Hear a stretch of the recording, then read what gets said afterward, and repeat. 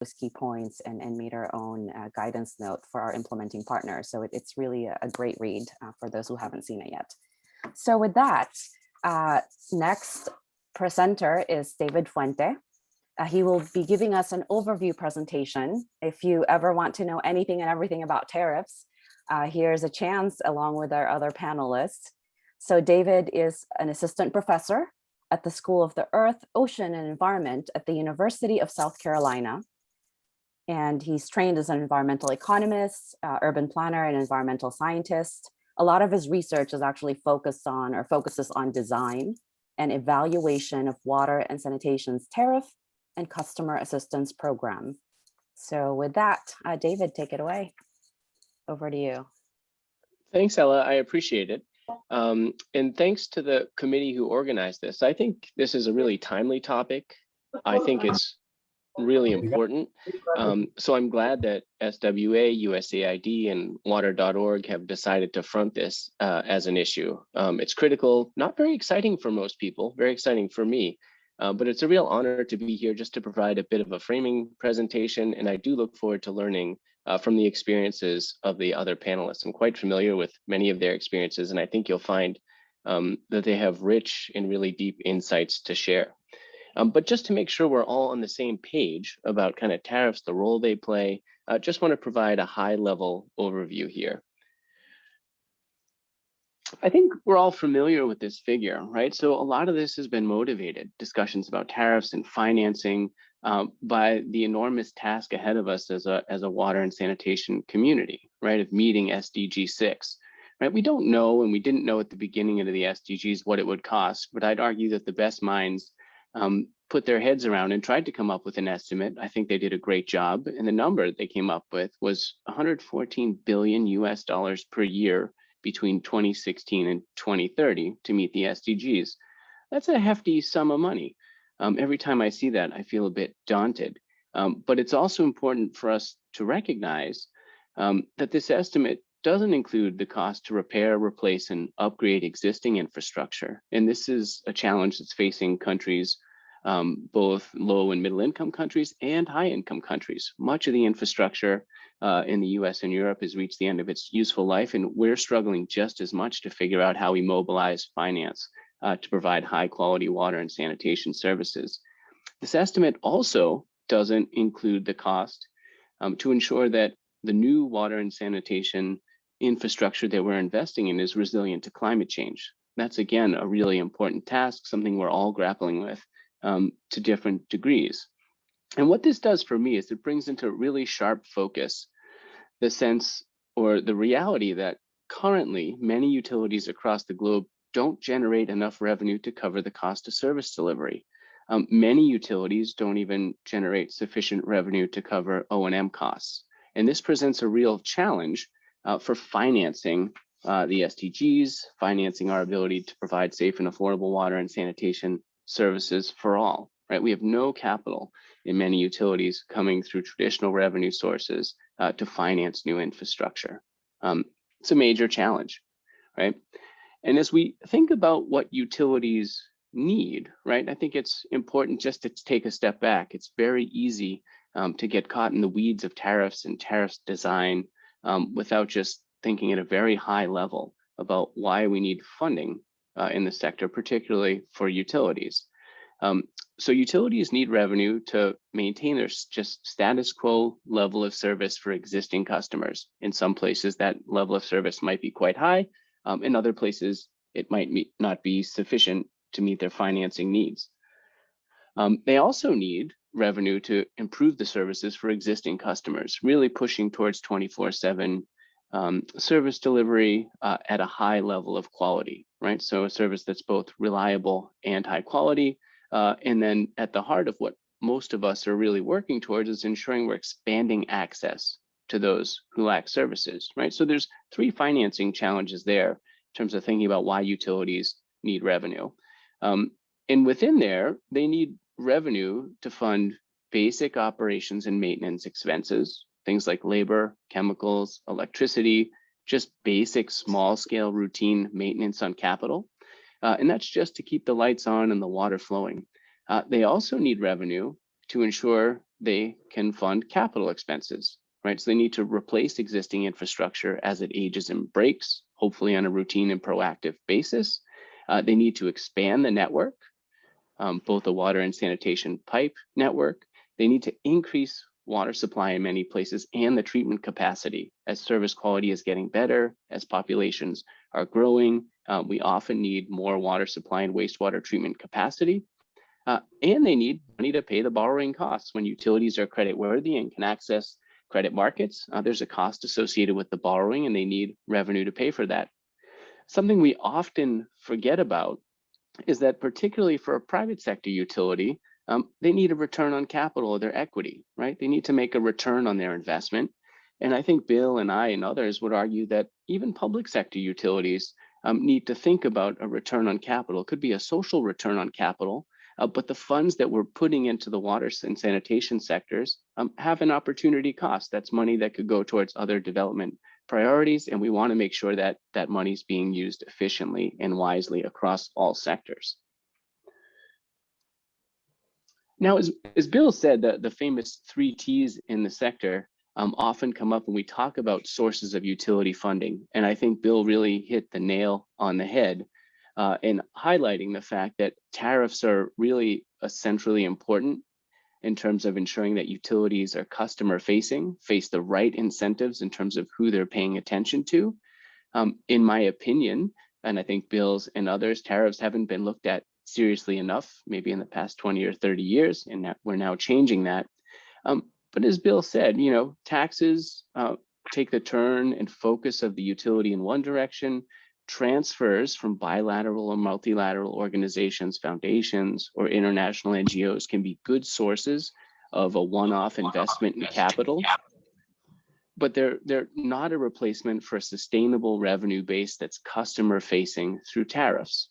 And as both Ella and Bill said, there has been a lot of discussion in the sector, particularly over the past 10 years, about focusing on innovative finance in the sector. How do we get utilities to a point where they're credit worthy? We can crowd in new sources of finance. But one thing that's critically important for us all to remember is that any form of repayable finance requires a stable and sufficient revenue base, right, to support it. Without a stable and sufficient revenue base, ideally through tariffs, it's nearly impossible to get long-term investments in utilities from repayable finance. So that's something I think is really important to keep in the back of our minds as we move through the discussions today. Now, in terms of the nuts and bolts of tariffs, there's 2 things here, and Bill highlighted it. So there's the tariff structure itself, and then there's the tariff level. As we think about the tariff structure, those of us who work in the sector, I think quickly get focused on the volumetric charge. So either an increasing block tariff or a uniform price. But I think it's important to remember that a tariff has many different components. There can be system development charges, connection and reconnection fees, a fixed charge, a meter rent that customers pay on top of or in addition to their volumetric rate. And then for those with wastewater services, there's some sort of wastewater service charge. It could be as a percentage of the water service or typically charged on a volumetric rate. So as we think about tariffs, there's multiple different levers one can pull when designing tariffs. And I think it's very easy to get focused and in the weeds on the design of the tariff structure itself. And I think the importance of today's discussion, and I think something we often lose sight of, is the fact that tariff level is equally, or in my opinion, more important than the tariff structure itself. Certainly, we want to get the tariff structure right in terms of providing the right incentives to customers, but tariff level often doesn't get sufficient attention, and it's often the most politically charged part of the discussion, right? Raising prices to near cost recovery levels to support finance in the sector. So when we're thinking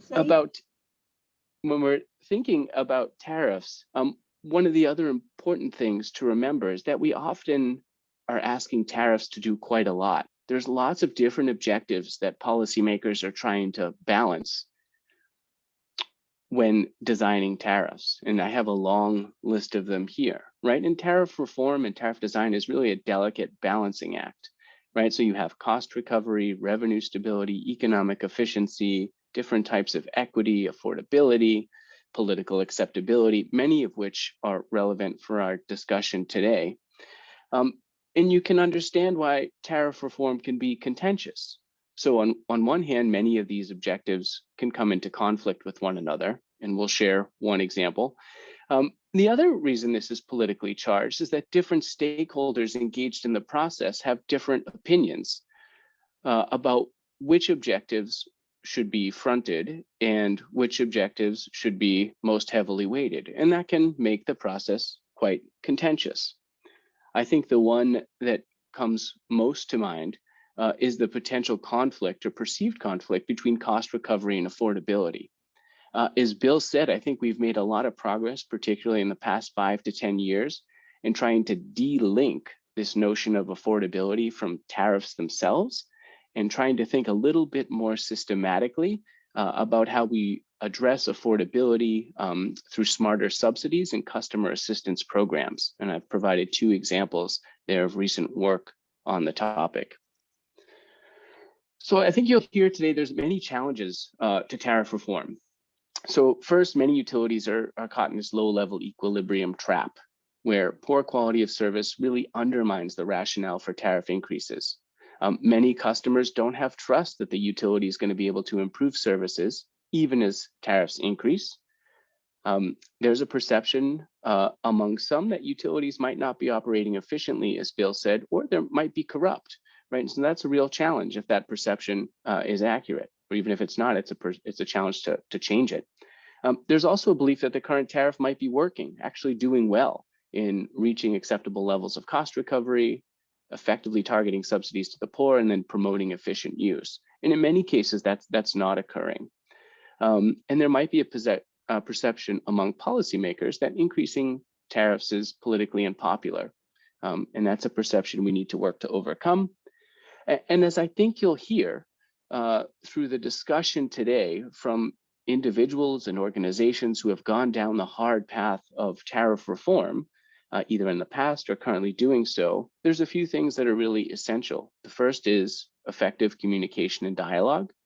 The second is really cultivating an atmosphere and reputation of credibility, integrity, and transparency, being very forthcoming with the customers and the public. The ability of service providers to link service improvements to higher tariffs. It's very hard to get customers excited about paying higher bills for the same or worse quality levels of service. There's the importance of really making sure that tariff increases, when necessary, are incremental and regular. Indexing tariffs to inflation or to the cost of critical inputs is one way to do this, and it's essential. We see that happening more and more across the sector. And as Bill said, it's really important to depoliticize the tariff process as much as possible. And as Bill said, politicians can play a central role in doing this, in part through tariff regulation, in part through revenue ring fencing, and in part through potentially including cost recovery targets or goals into law. And as we'll hear today, I think leadership is absolutely critical. You need to have individuals and organizations who are willing to chart this long, hard path and make it happen. So with that, thank you very much. And I'm looking forward to learning from the rest of the panelists. Great. Thank you so much, David, for that overview of that framing presentation. Definitely, it's critical to get any form of repayable finance. It is important to have a stable and sufficient revenue base, and tariffs definitely make a big part of that. And also, I liked what you said about tariffs having different components. And a lot of us in the sector immediately fixate or think about the volumetric charge, but not necessarily all the different components. We just had a talk from Engineer Gakubia from WASREB in Kenya, the regulatory agency, talking about a sanitation surcharge. So it's definitely important to look at the different charges and different components. And with that, let's go to our panelists. First up is Dr. William Muhirwe. He is the Executive Director of the Global Water Leaders Group and also 2ML Consulting. And he has really been instrumental in the utility turnaround, one of Africa's great water success stories in the water sector, the turnaround of the Ugandan water and Sewerage Corporation, or NWSC. So without any more words, please take it away.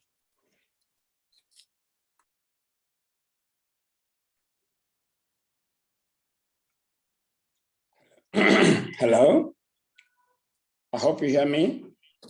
Great, please go ahead. Oh, okay. Of course, thank you so much for having invited me to this big webinar and allowing me to share my views about the good, the bad, and the ugly about tariff discussions. Maybe I'll just give you a short story.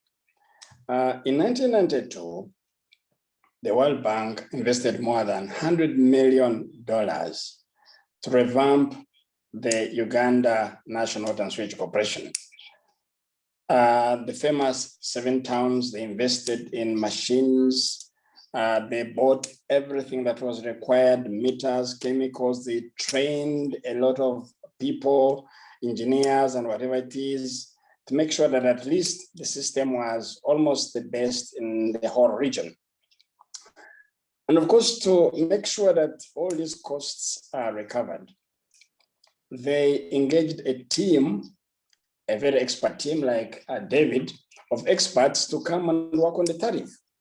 National Water needed a tariff, and badly, that would not only recover the operational costs, O&M, salaries, and whatever it is, but also cover a big part of the capital costs. And in actual fact, they succeeded. They created a lot of tariff bans, as we have heard from David. There was, a ban for the poor, a ban for the rich, a ban for the mid-range. I don't know how they managed to place one or the other into which band, but anyway, they managed. And they also came up with a tariff level of $1.5 to $2 per cubic meter. And I think this was the highest tariff in the region, $2 per cubic meter. My God, this was the best tariff reform, and it was lauded everywhere in the bank in 1992 that National Water was getting to its own feet. The ugly comes in 6 years down the road. There was no visible cost covering effects of the tariff. The tariff was not covering the O&M. The tariff was not paying the salaries, electricity costs, and any other costs. In actual fact, strikes were up and down all the time. Non-revenue water was going up.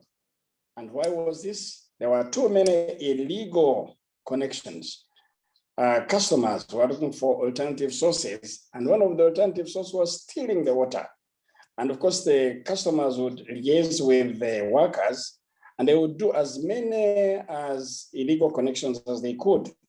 The tariff was so prohibitive that when I joined in 1998, the factories, or the water factories which had been put in place, the capacity utilization was so low. I remember I visited one of the plants. They were operating at 11% capacity utilization. The average capacity utilization for the whole of National Water, and I think it was because of this tariff, was about 30 to 40%. A solution had to be found. In 1998, when I joined, I found that the biggest problem the company had was actually the tariff.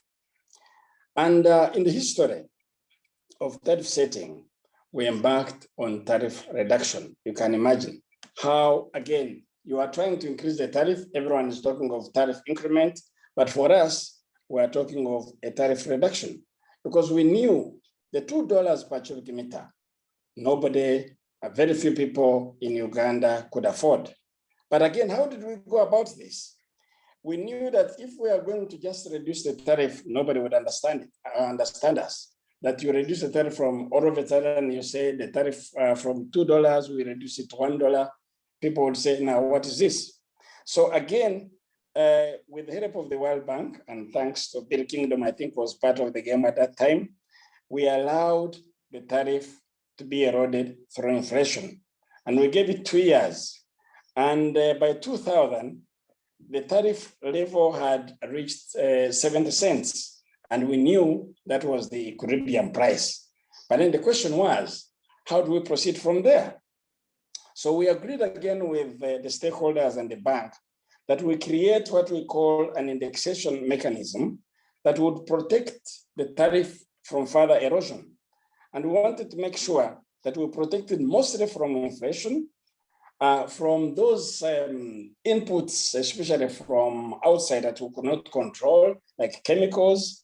Then electricity cost, of course, it's always going up and down. The labor costs, as you know, if the workers want salary increment, someone must pay for them. We wanted also to include that in the indexation, and also minor investment costs. So we created an indexation formula, and that would give us a percentage. So every year would maybe increase the tariff by 6%, 7%, 10% sometimes, or 20%, according to how these levels in indexation would point at. And I remember at one time, we actually could not reduce the tariff because all the inputs we put in the formula were generating a negative. That means, in actual fact, there was no need to increase the tariff at all. So for the 20 years after 2000, there was no more discussion about the tariff. The tariff was actually taking care of itself through that indexation formula. And of course, here we use the politicians. We had to make sure that we go to the parliament, and we had this indexation formula approved by parliament and by the ministry, so that in any case, in case we wanted to implement the formula, there would be no need of involving any politician at all. I think in summary, and I would like to have the slide, my final slide. Is it on? Hello? In summary, it's very, very difficult to achieve a full cost recovery, especially in our developing countries. Even tariffs, which are covering only OPEX, is a big, big challenge. I would advise that you allow the tariff to reach its own equilibrium level, like any other. When you go to the market and you are going to buy milk or tomatoes, who fixes those prices? They're also very, very important. So our notion was allow the water tariff to fluctuate, to be determined by the market. But again, once you have reached that equilibrium level, protect the tariff just from inflationary tendencies. And number 4, and I think most important, whenever you're going to increase your tariff, make sure it's gradual. Don't bring a big push, but because a big push will create problems in the market, not only in the market, but also the politicians will not like it, and even the customers may react differently. And 5, and most important, you must match your tariff with 3 things. 1, efficiency. 2, efficiency. And 3, effective service delivery. So thank you so much. Open to questions and discussion. Great. Thank you so much. That was great. And I don't even have to highlight any points. It's right there conveniently in front of us. So let's go to the next speaker. It's a slightly different perspective from a private operator, private sector in Brazil, Daniela Sandoval. She's the Vice President of Corporate Affairs and Regulations of BRK Ambiental. She has served for more than 25 years in leadership and board positions in sanitation, energy, and petrochemical companies, as well as in the private sector. Over to you, Daniela. Thank you very much, Ella. Thank you, everyone. It's an honor to be participating in this discussion about tariff and the challenges we have. Today, I will briefly go through an overview of the new timing and momentum we have in Brazil, because we do have a very important change in the regulatory framework, and then I will connect that with the effects on tariff and on the systems that we currently have. So going to the next slide, just to a brief overview on where we operate. We are a private company working specifically under the scope of providing water and wastewater services. We provide services for 16.5 million clients in Brazil, over 100 cities in 13 states in Brazil. So that's where we operate. Next slide, please.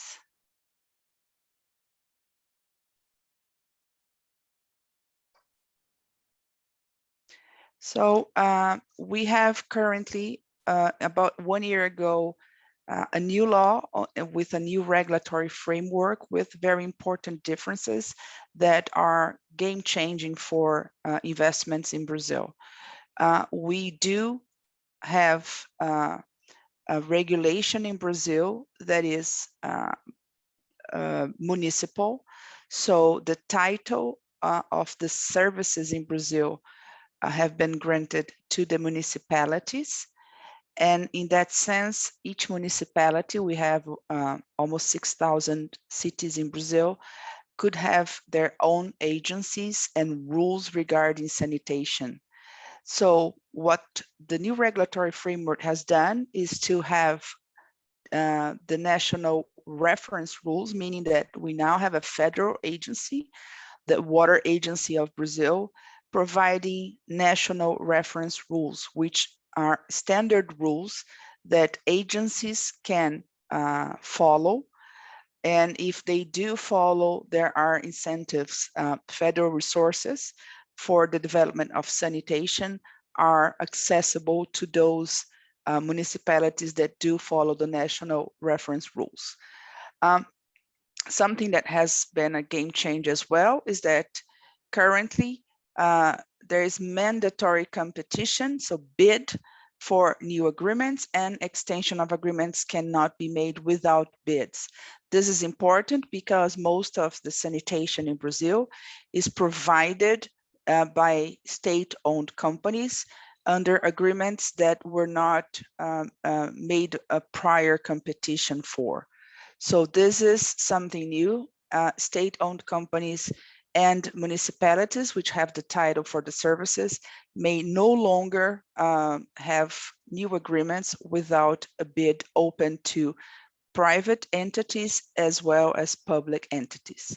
And also, and this is quite important for tariff, since we have very different situations in Brazil. For instance, we have São Paulo city, which is very dense in population with almost 20 million people altogether in the city. And we also have, for instance, we operate in the state of Tocantins, which is a huge state nearby the Amazon state. And it has 1.5 million people only. So we have very different realities in Brazil. And this regulation, this new regulatory framework, places strong incentives on the formation of blocks by municipalities so that we can have scaled investments, scaled planning, scaled structure, and so that the subsidies are made possible under this specific region that is formed by a block of municipalities. This is all to place a better framework for investments, to attract investments towards universalization. The next slide provides the information. Please go to the next slide. Provides information on the amount of money required.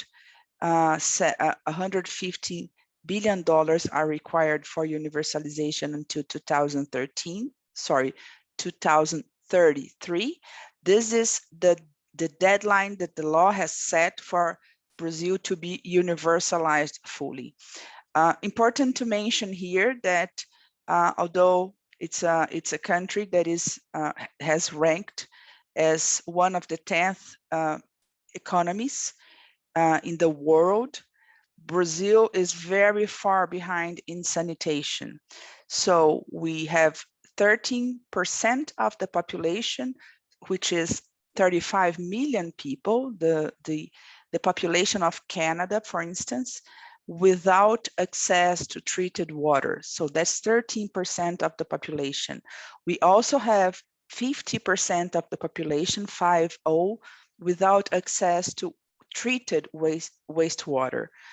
So this is this investment of 150 billion to reach universalization to 2033 is what is required. That's a study by KPMG in order to universalize both water and wastewater in Brazil until 2033. Next slide, please. I'll provide a brief overview on the next slide of where we stand with respect to the contracts. In 2019, 6% of the municipalities were served by private entities, 24% by the municipality itself with an entity, and 70% of the municipalities were served by state-owned companies. That has changed a little bit after the regulatory framework. We have had some projects going to market, new bids to attract new investments have initiated. That's very new, that's since 1 year ago. And we now have changed that scenario slightly to 68.5% still in state-owned companies and 7.5% in the hands of private entities. Important to mention that these bids are open to private and public entities. So going to the next slide, I believe, please. Thank you very much. So that's my name. You can contact me for any questions. Going to specifically the addressing the matters relating to tariff. As I mentioned before, one important challenge is the fact that in Brazil, the title to the services, so the one that can concede the service, provide bids and all of that is the municipality. So it is a decision of the mayor of a municipality, of a city, to grant through a bid or to provide its own services.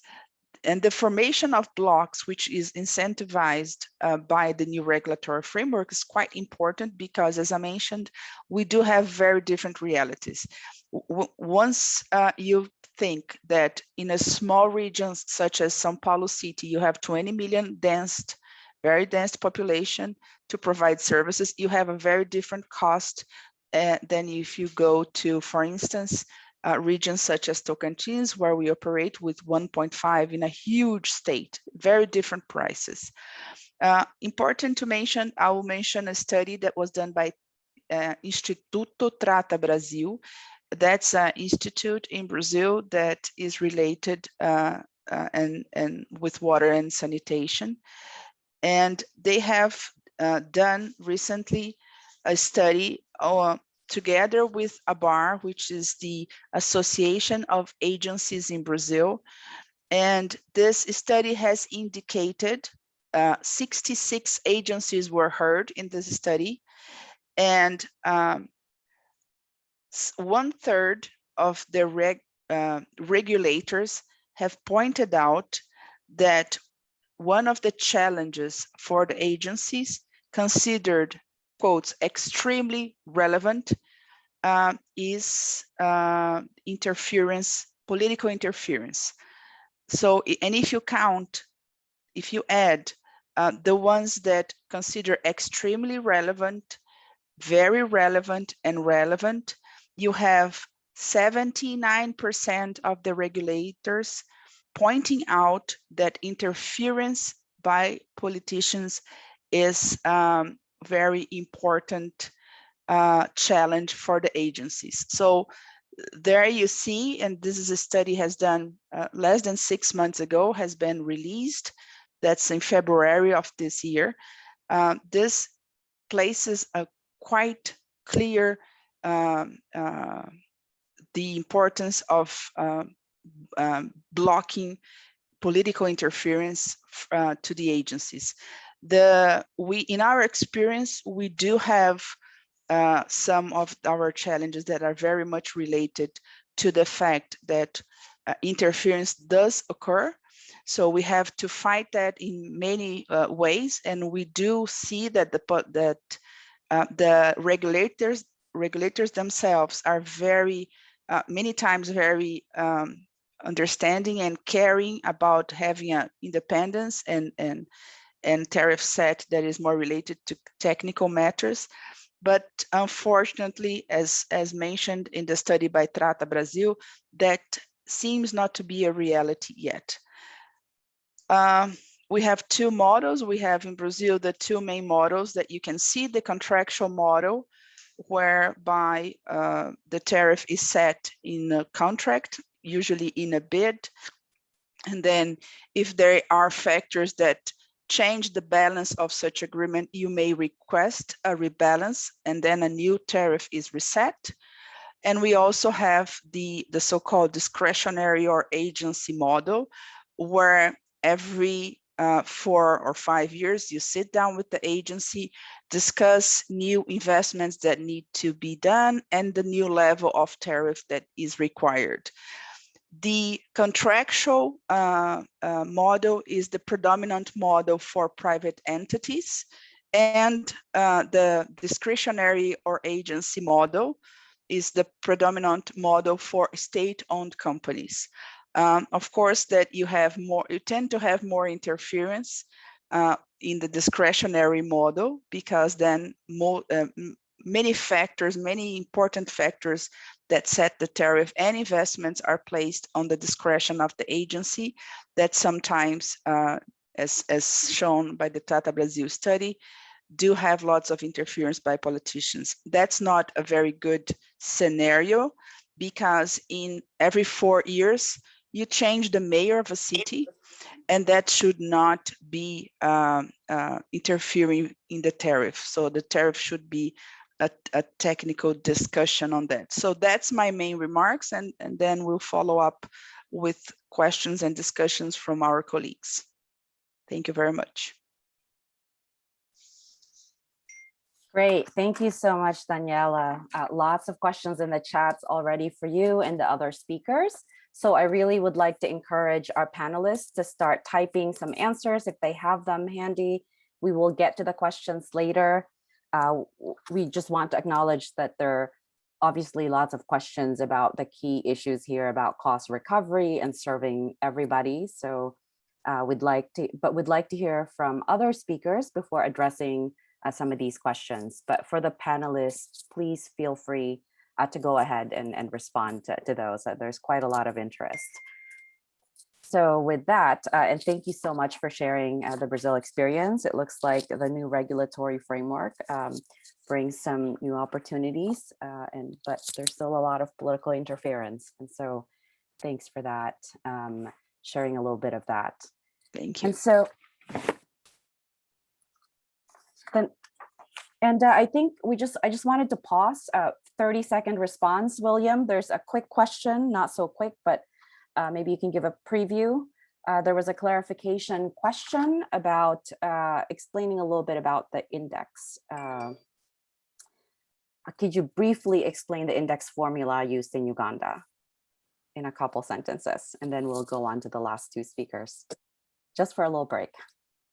Yes. Should I come in now? Yes, go ahead. Okay. Okay. From my sister or my brother in Senegal, well, this indexation formula is a bit of controversy. I think it's patented. You have to maybe hold us a bit, have a discussion with me, and you see how you can get access to it. But anyway, it's a simple one. And I'm sure if you go to the National Water website and you type in the tariff, you should be able to see that indexation formula. It's a simple formula, which says that a tariff has got many elements, and it's affected by normally and most of the time inflation, the cost of chemicals, because normally in Uganda, we import most of these inputs, chemicals, meters, and most of the inputs we use in the treatment works. Then of course, electricity, the cost of electricity is always up and down. And then the labor costs, and we say, I argued with the government and said, if all of a sudden there is a labor unrest and they want their salaries increased, we must include this also in the indexation formula. And then of course, if we want to do minor investments like extensions here, extensions there. So we came up with some indexes, as you can call them, and we put them in percentages. So we get our normal price, and then we multiply with the index that we'll get out of this indexation, and we come up with a percentage, which we then put on the tariff. As I've said, sometimes when we put all our inputs in the formula, we may come up with a 10% salary increment, a tariff increment, a 20% tariff increment, a 30%, but we've never gone beyond 30%, because if you increase the tariff by 30%, then you have a problem. But as I've told you also, at one time, we made these inputs and put them in the formula, and we came up with a negative percentage. In actual fact, we were supposed to have reduced the tariff. But then, of course, we didn't want to reduce the tariff because we knew that would be another controversial issue. So we just left the tariff the way it is that year. So that year, we did not increase the tariff. We just left it the way it was, because the inputs in the formula were indicating that the inflation was not so high. The foreign exchange costs were also not so high. There were no labor costs increments and whatever it is. So we ended up leaving the tariff the way it was. So that's how the indexation formula works. But Thank you. If you want more of it, feel free to get in touch with me. We can see how we can work together so that you can implement it also in your countries. It's a very, very good formula. As I've said, for the next 20 years, we have never had any discussion on the tariff. The formula, the indexation formula, takes it all. Sounds like a secret recipe, William. So thank you so. Go ahead. Thank you so much for the answer. So we have two more panelists that we have in this exciting lineup. So next is Ricardo Amos. He currently serves as an advisor to the board of directors of the Regulatory Authority of Mozambique, Autoridade Reguladora de Águas de Moçambique, or AURA, and has worked there on key regulatory reform process, particularly focused on tariffs for over 10 years. So please go ahead, Amos. Over to you. Hello to everyone. Thanks for the opportunity. My name is Ricardo from the Regulatory Authority. I will make my presentation in Portuguese. Next.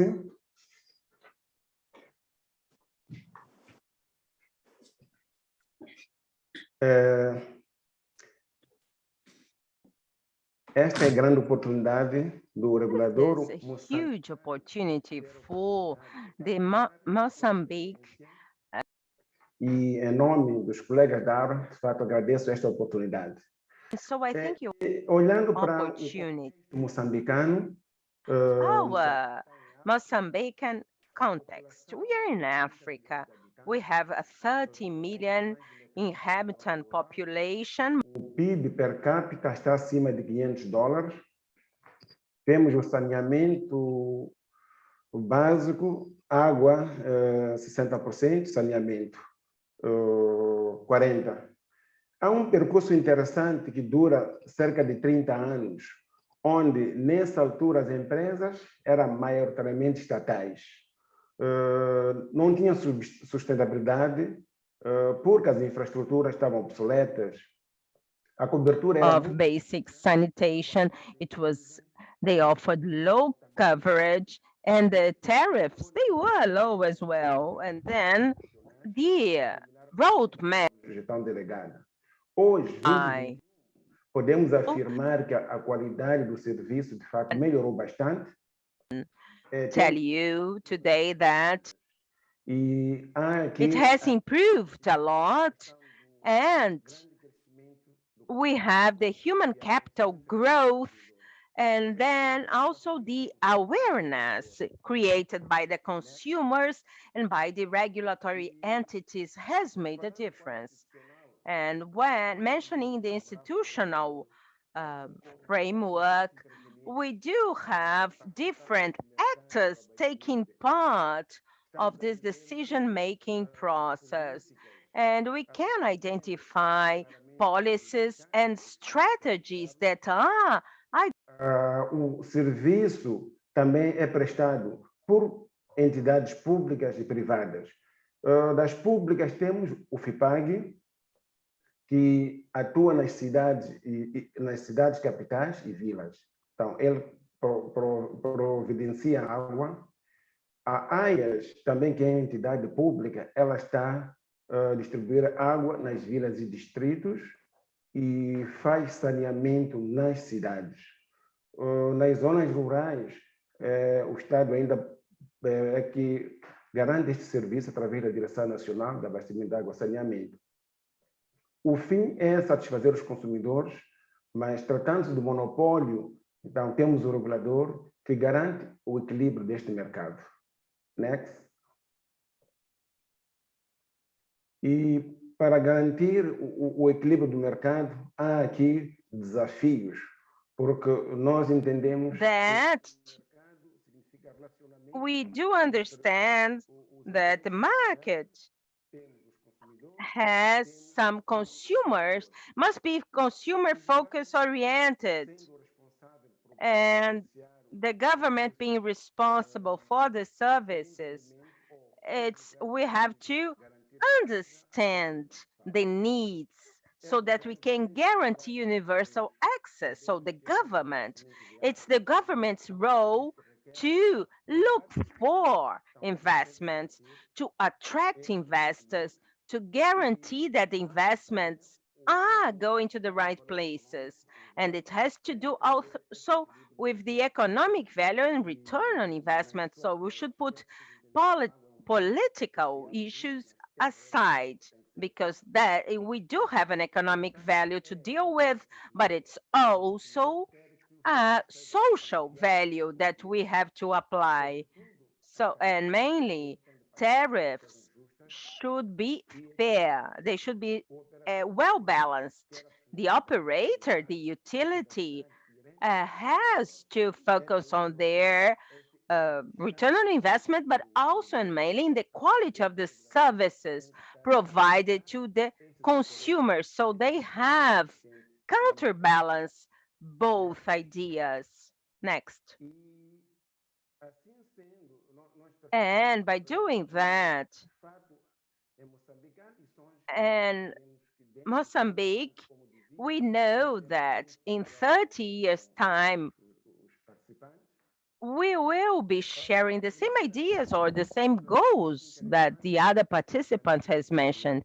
And what is important is now we have a favorable political environment in our country for the implementation of tariff adjustments and new programs for the infrastructure implementation, for instance. So we are going to be dealing with the regulatory entities, and the regulatory entities, they realize that consultations should be carried out to prepare the necessary information to share transparency.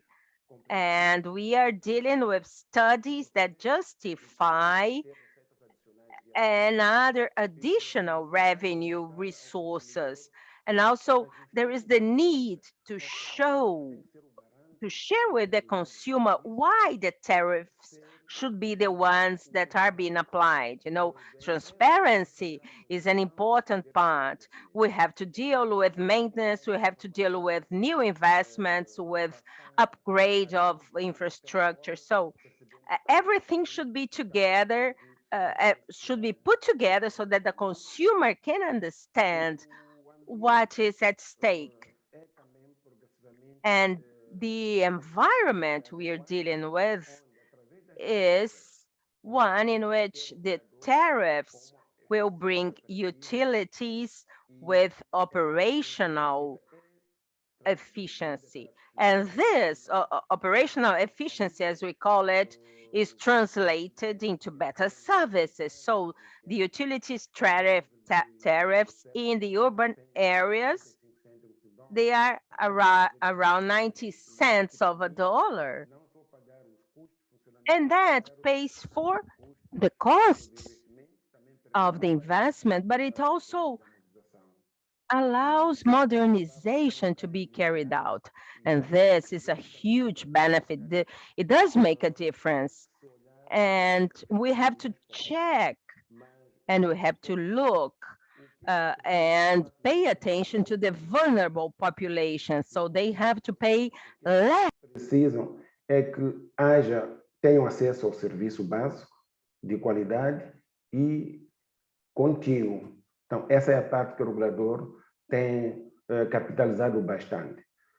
Há consumidores que não conseguem ter uma ligação própria, então, para esses sim, há fontanários públicos que devem garantir a água suficiente para esta camada da população.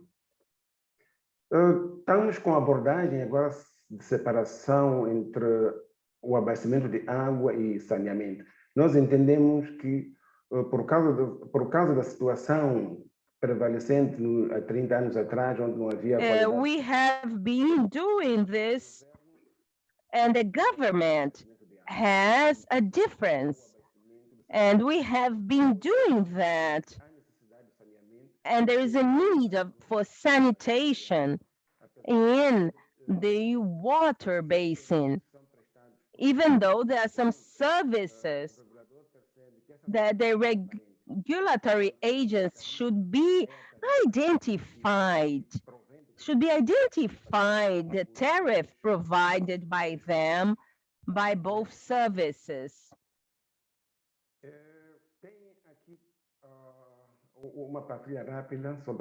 And I have some success cases I'd like to share with you guys,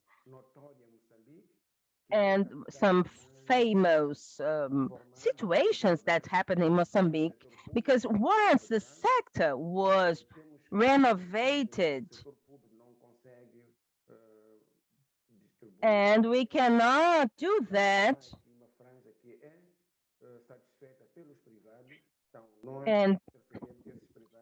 and we can realize that the private sectors, with professionalism, they are going to be dealing with that. The other topic is that the economic social value, and using the consumers, the mechanisms, and they transmit this information, and the amplification of such situations. So we do have to deal with funds, and the regulatory agency at some point in time must be present everywhere, and this mechanism for the follow-up of the service, the local follow-up of the services, because the response for the consumer, for what the consumer is looking for, and the great advantage is that the cost, the decentralization of the regulatory action for the local follow-up of the services will bring as an advantage the reduction of regulation costs. So I think that's an important point. Thank you very much for your attention.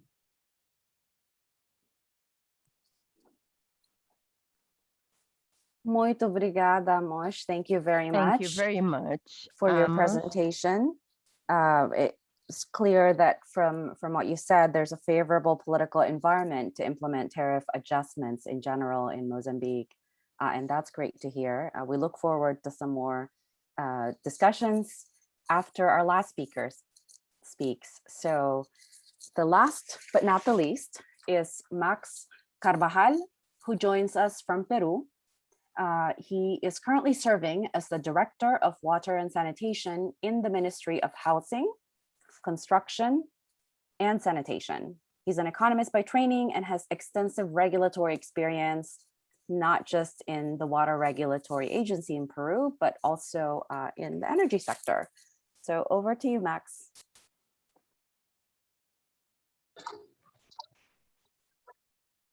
Okay. Muchas gracias, Ella, por la invitación. Thank you very much, Ella, for inviting me to speak here today. I will be making my presentation in Spanish.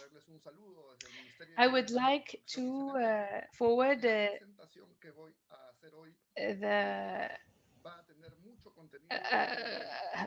salutation of my colleagues. And I would like to mention that this is a process that started in the previous agency that was in charge of the water in Peru. In Peru, sanitation includes water and sanitation. That's included in our regulations. I will be brief, so I will move on to the next slide. I would like to start by talking about the coverage of our services. This has been increasing in the last few years, but there is still a large gap. Over 3 million Peruvians don't have access to water, and over 7 million Peruvians don't have access to sanitation services.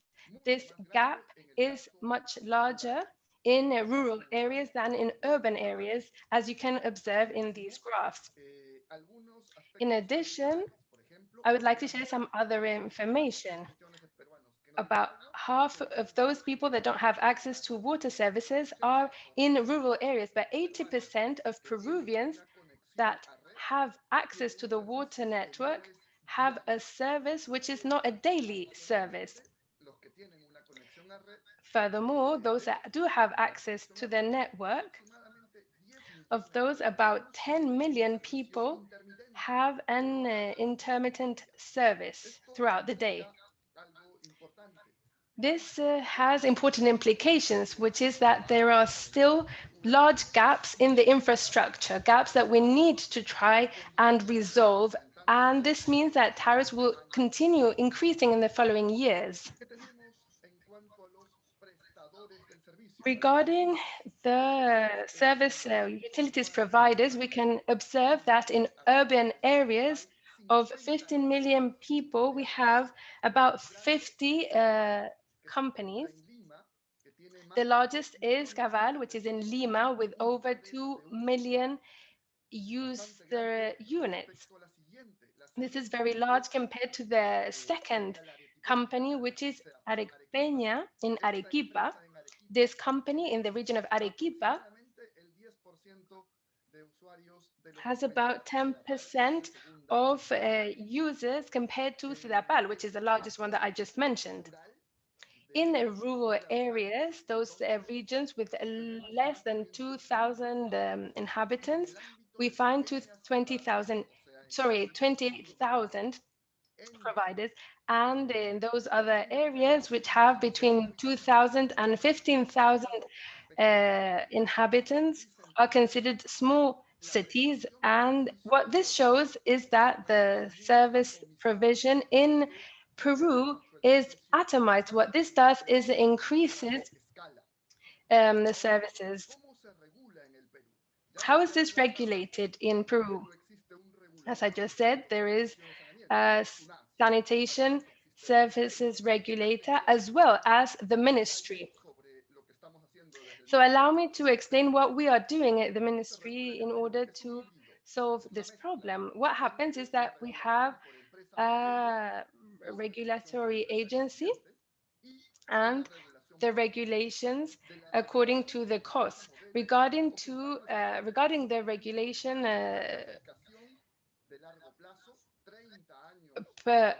according to the efficient model company, we establish certain objectives, meaning that, for example, the tariffs don't change throughout a certain period except for specific times or specific adjustments to inflation, which have all been programmed in advance. But the most important thing about this regulation is that we establish management goals. We want to give a continuity to the service, and we take into account the pressure on the service. Regarding the cost regulations, what we do is we take into account the costs of the company itself.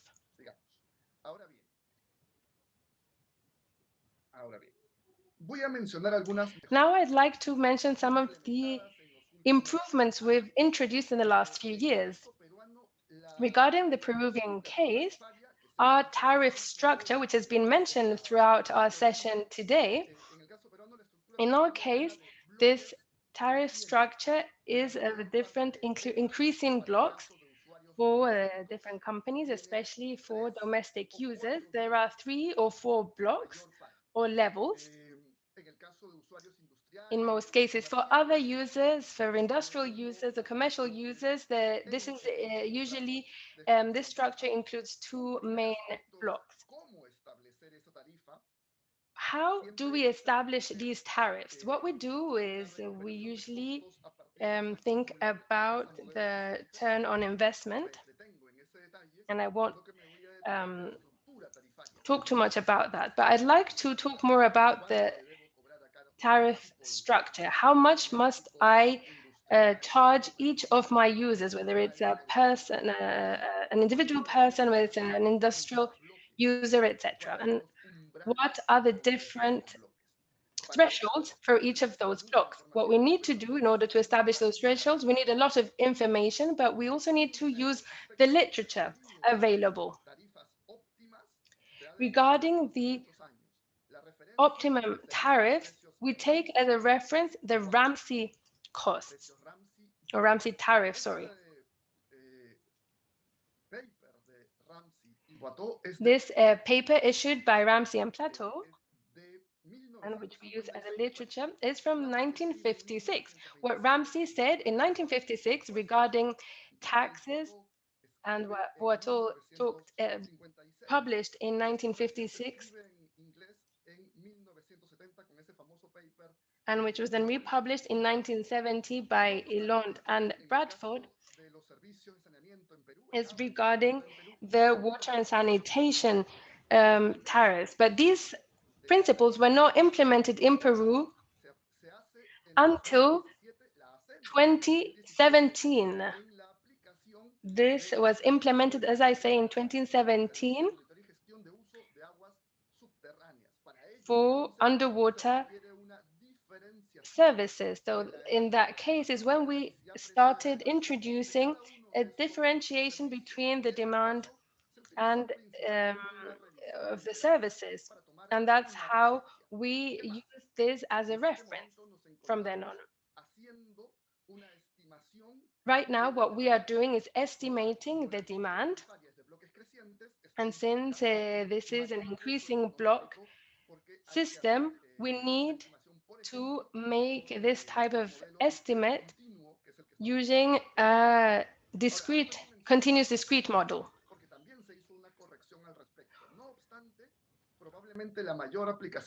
However,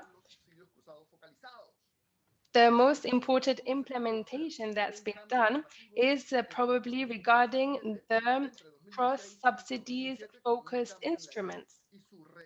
We did this by modifying the law, by introducing different focalization instruments in order to take into account the different situations, possible situations, and this was issued by the Statistical Office in Peru. This model here, this image, sorry, shows a district in Lima, and it shows the different levels. We have 5 different levels or strata, and this was used in order to establish the different tariff structures used, and from then on, we've been using this for other companies. Serían no beneficiarios del subsidio cruzado y los 2 estratos más bajos son los beneficiarios. The 3 stratum at the top would be those which are the beneficiaries of those subsidies. This is a picture of the district of Miraflores, with a high income. It's a high income district with no subsidiaries. And this is a district, also part of Lima, Carballo, where there are mainly low income, and 84% of users here, domestic users, are being subsidized. This gave us, for CEDAPAL, a different tariff structure between beneficiaries and non-beneficiaries. What does that mean? Well, we have applied principles from Ramsey-Feldstein tariffs. Martin Feldstein in 1972 corrected Ramsey-Boisseau tariffs based on equity, and this is exactly what we try to apply with this cross-subsidies application. A second stage in this application involves going into more detail by using a socio-economic classification for each user on a user-per-user basis. Let me just show you the I'm sorry to payment interrupt. capacity. We need to wrap up soon in a minute. Thank you. Okay. Valoración económica, muy rápida. Okay, very quickly then, with regard to economic assessment, the first study was performed in Cusco, led by Ivan Lucic. In this case, we could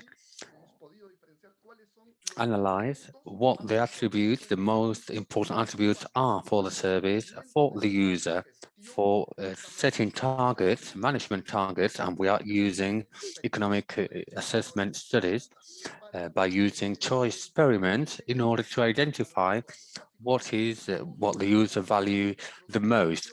This has been applied in Cusco and elsewhere, where we found some interesting findings, and this actually involves combining economic assessment with the tariff application by using the marginal assessment. Now, to finish my presentation, I would like to mention that we are now completing a study as we speak on the assessment of sanitation services, taking into account that the review from the user is not only linked to how much they are ready to pay, also that, but not only, and this review from the users actually involves a difference between the value of the service and the perception of that value. This is applying economy knowledge to the water sector. And apart from this, we're using other applications.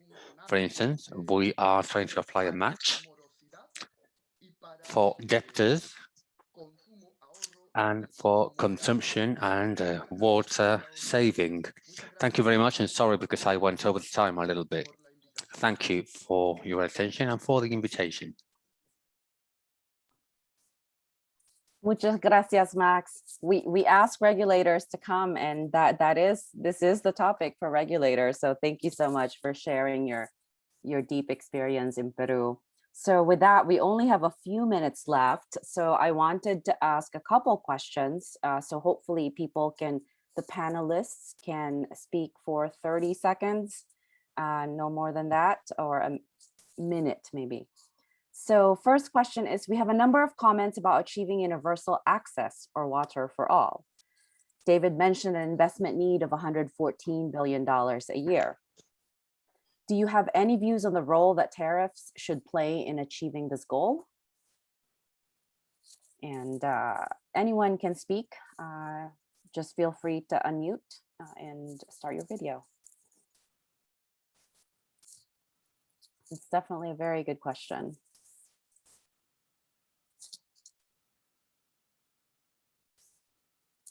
Anyone wanted to speak first out of the panelists? Hi, Ella. This is Daniela Sandoval. I think tariff is crucial to feasibility and sustainability of projects.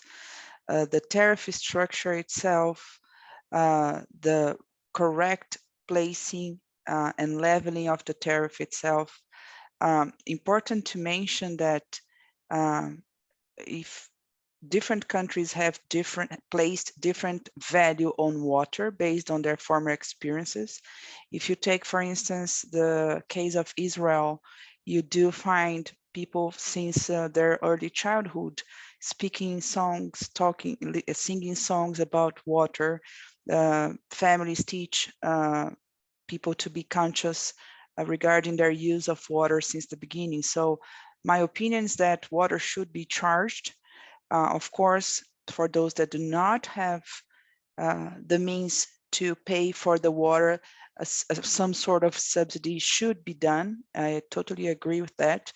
But I believe that everybody should pay proportionally to their possibilities, because we do need to develop and provide extension on the awareness of the water use and water importance for all countries. We cannot continue to live as if water would forever be abundant in our world and would never fail. So I think that this is something that we need to understand that water is something, it's a resource that is available to everyone, but treated water costs money, and wastewater costs money as well and should be paid for it. And I think that everybody should pay proportionally to their means, even for those that may require direct subsidy, for instance, a water pass or water and wastewater pass from the government.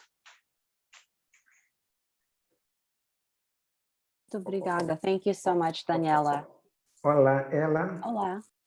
Olha, indo no que a Daniela estava a dizer, eu também According to what Daniela was saying, I also agree that we need to have this consciousness that what we don't pay for water, but we have to pay for the treated water. So the tariffs can convert this vicious cycle. So what I want to say is that companies, if they improve their efficiency and reduce the losses that many companies, and some companies are above 50%, this water will be charged, and then it will get some revenues, and it will be possible to expand utilities. So it will be possible to demand from companies efficiency.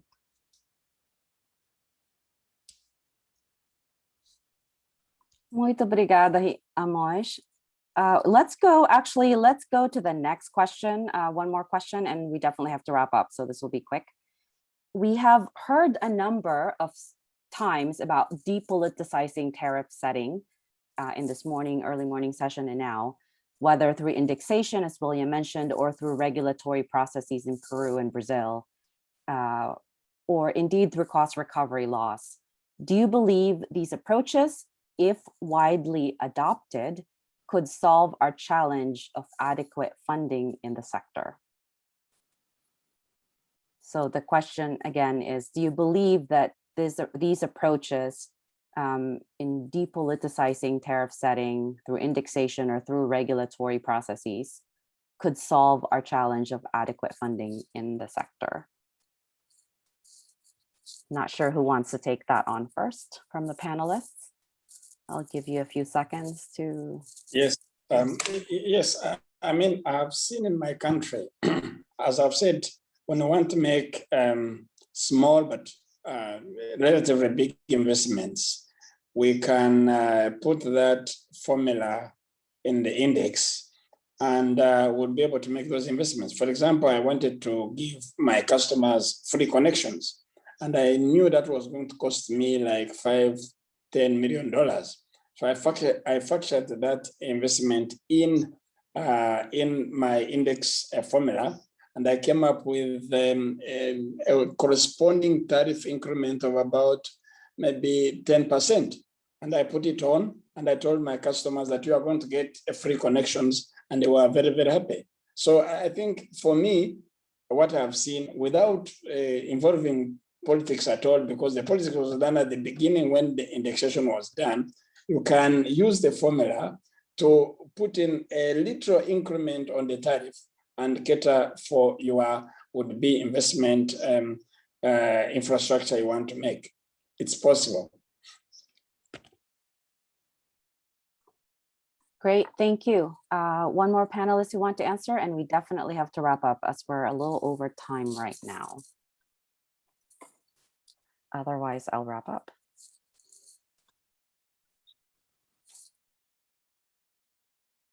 Tal vez mencionar muy rápidamente. I would just like to mention very quickly that it is widely known in the public services that there are certain features. For instance, this paper about from Levy and Spiller from 1993 details some of the features which are interesting. The first of them is that these public services are services of massive consumption, such as water and sanitation, and therefore are highly vulnerable to policy and to politics. So it is really important to separate the political area or scope from the services focus, and we should have independent regulators who are obviously independent and also autonomous. This would be highly important. And what I would like to mention also that these cost recovery principles must be implemented at all times, but also trying to generate efficiency. This has been mentioned before. And then as for equity, this is something that I mentioned when I quoted this paper from 1972. This is always a desirable principle to attain more equity and also more efficiency, but this is also always going to involve a trade-off, and this is where we regulators should come in. Great, muchas gracias, Max. Thank you so much. And that is a wrap for us. I do want to thank everyone who participated, to the Sanitation Water for All team for really putting this great webinar together. We have more in the series, and I do just want to highlight a couple points before everyone logs off. Tariffs are really critical to increasing private investment in the sector and making utilities more responsible to and accountable to people that they serve rather than politicians who control budget allocations. But at the same time, as Max told us, it's public services of massive consumption are really highly vulnerable to policy and politics. So definitely, it's always going to be there. We try to depoliticize. William mentioned something about indexation, helping with the depoliticization, but politics will always be there. And as David mentioned, tariffs are really important, and it's not been seriously looked at enough. I'm proud to say that from USAID, we're focusing a lot on financing water and sanitation services and focusing on tariff reforms in a number of our programs around the world, because we have to get to financial sustainability and cost reflective tariffs to actually get to universal access to sustainable services. And it's been great to really see the different examples today, from Uganda to Mozambique to Peru. And so I really want to thank you and thank the panelists for all of their interventions and contributions. And yeah, thanks so much for everyone for tuning in. And we should have a recording available on our website, as the chat box says. Thank you, everyone.